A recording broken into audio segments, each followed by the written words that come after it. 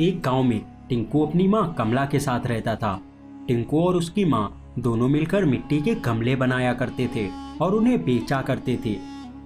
टिंकू की माँ कहती है, बेटा मैं नदी से पानी भरने के लिए जा रही हूँ।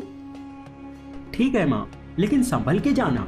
मैंने सुना है नदी में एक बड़ा दानव रहता है जो लोगों को पकड़कर उन्हें खा जाता है। ठीक है बेटा, मैं अपना ध्यान रखूंगी। कमला पानी लेने के लिए चली जाती है। कमला नदी से पानी भरने लगती है। तभी नदी से वो बड़ा दानव बाहर निकलता है।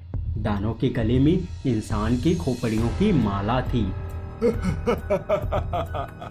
लड़के, तेरा मांस तो बहुत नरम होगा।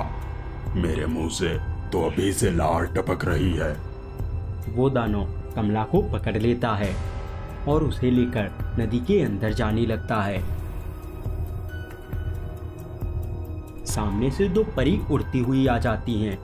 दुष्ट दानव, तेरी इतनी हिम्मत, तू मासूम इंसानों को अपना शिकार बनाता है। हमारे होते हुए तू अपने मकसद में कभी भी कामयाब नहीं हो सकता। वो दोनों परियां अपनी बिजली की शक्ति से राक्षस पे हमला कर देती हैं। राक्षस भी उन परियों को अपनी शक्ति से कैद कर लेता है। फिर राक्षस उन सबको लेकर पानी के अंदर चला जाता है।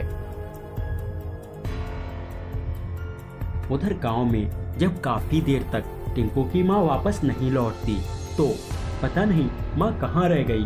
पानी लेने में इतना वक्त लगता है क्या? अब मुझे ही जाकर देखना होगा। टिंकू भी उस नदी की तरफ चला जाता है।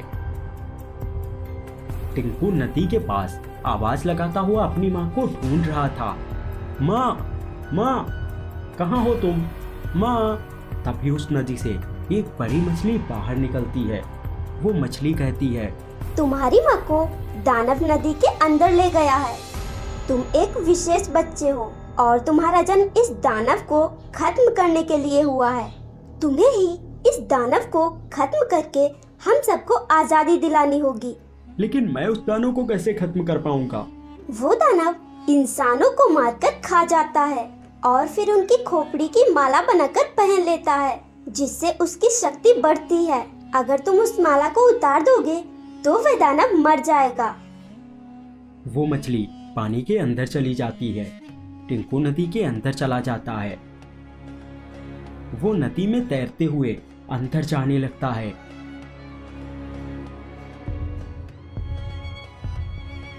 टिंकू नदी की गहराई में पहुंच जाता है। वहीं दानव ने उन दोनों परियों को कैद कर रखा था।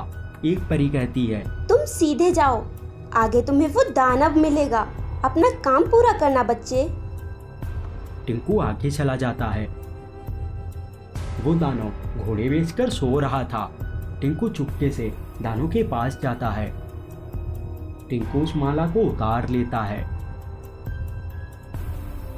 और वहां से भाग जाता है। दानव के पास धमाका होने लगता है और उसके शरीर में आग लग जाती है। दानव जलकर खत्म हो जाता है। फिर वो दोनों परियां भी आजाद हो जाती हैं।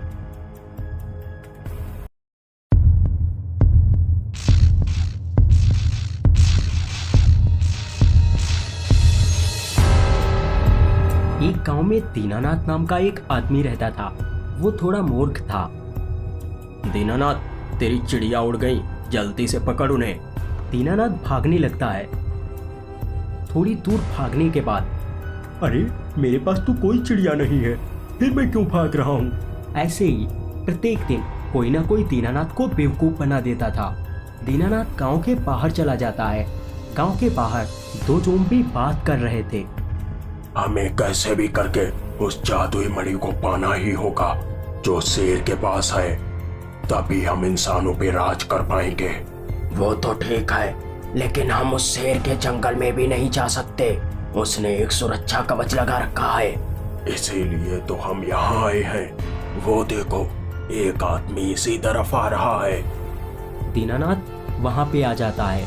दीनानाथ उन ज़ोंबीज़ को देखकर डर जाता है। कौन हो तुम लोग? मुझे मत मारो। अरे ले ले ले मेरा बच्चा, तुझे कौन मारेगा? हाँ, कौन मारेगा तुझे? हम तुझे जादुई पंख देंगे जिन्हें लगाकर तुम हवा में उड़ोगे। क्या सच में तुम हमें पंख दोगे? हाँ मेरा बच्चा, बेकार में डर गया तू। अब चल हमारे साथ। ठीक है। वो ज़ॉम्बी दीनानाथ को अपनी बातों में फंसाकर अपने साथ ले जाते हैं। ज़ॉम्बी जंगल में पहुंच जाते हैं। उसी जंगल में जादुई शेर और शेरनी रहते थे। शेर के सिर पे मणि लगी हुई थी। जा मुन्ना, वो शेर दिख रहा है, उसके सिर पे एक मणि लगी हुई है, उसे निकाल ला, फिर तुझे पंख देता हूँ। दीनानाथ शेर की तरफ बढ़ता है।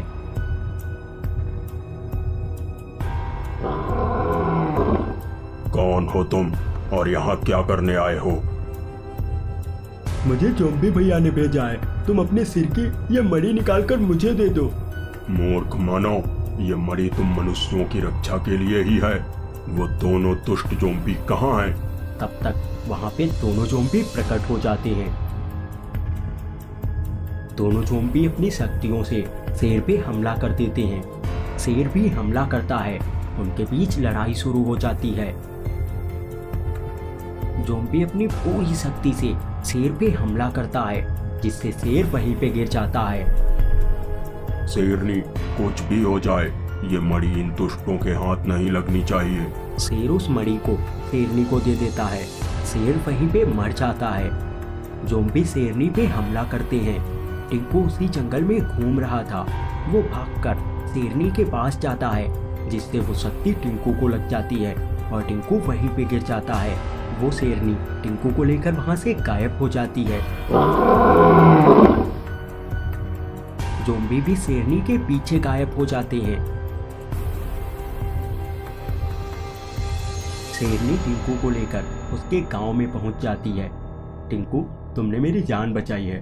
बोलो, तुम्हें क्या चाहिए? मुझे एक कार चाहिए, मैं उस पर बैठना चाहता हूँ। ठीक है, मैं तुम्हें कार देती हूँ। वो शेरनी एक कार बन जाती है। टिंकू उस कार पे बैठ जाता है और वो दोनों गांव में घूमने के लिए निकल जाते हैं। वो रास्ते में जा ही रहे थे, सामने से वही ज़ॉम्बी आ जाते हैं। टाइगर कार दोनों ज़ॉम्बीज़ पे हमला करती है। वो ज़ॉम्बी बहुत बड़े हो जाते हैं। ज़ॉम्बीज़ के पास धमाके होने लगते हैं।